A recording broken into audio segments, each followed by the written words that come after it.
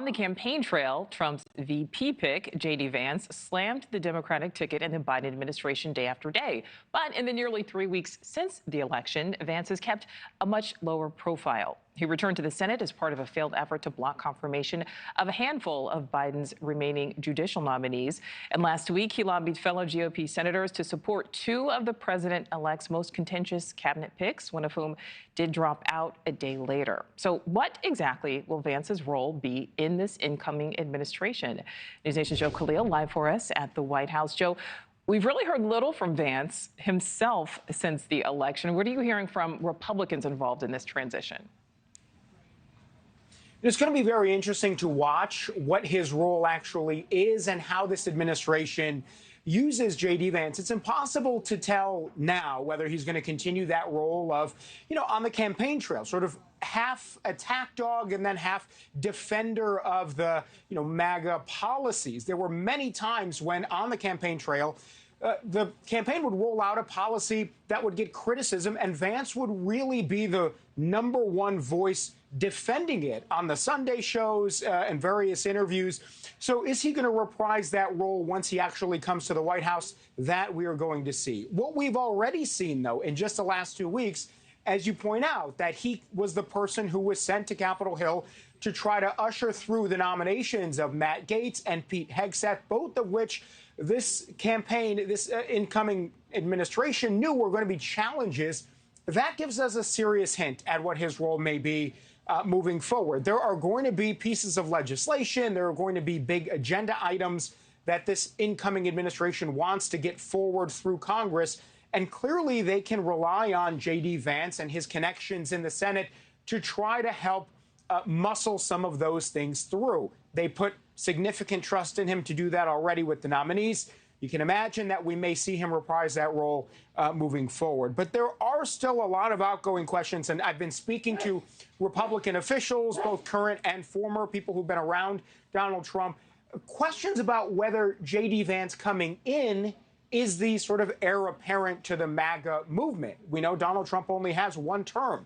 So that question is going to come up relatively quickly in a year or two. Is it Vance or is it someone else? And that is not clear. We've heard even Donald Trump on the campaign trail suggest that it may very well not be J.D. Vance. He has referenced who comes next beyond him, saying things like it could be J.D., it could be other people, in the words, again, of former President Trump and President-elect Trump. So whether he makes a move to do that in the White House, that is going to be the interesting thing.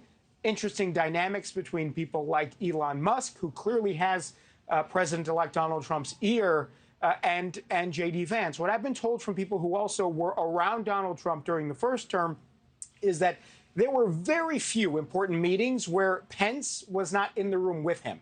So there's an expectation that Donald Trump values other people's opinions around him, wants a lot of voices, and that J.D. Vance certainly is going to be filling that role as well in important decisions there, Nichole. Absolutely. And as you said, we know Musk certainly has the president-elect's ear, and we know the influence of any VP really depends on the president. So how is the personal relationship between Trump and Vance potentially factoring into what happens as we move forward?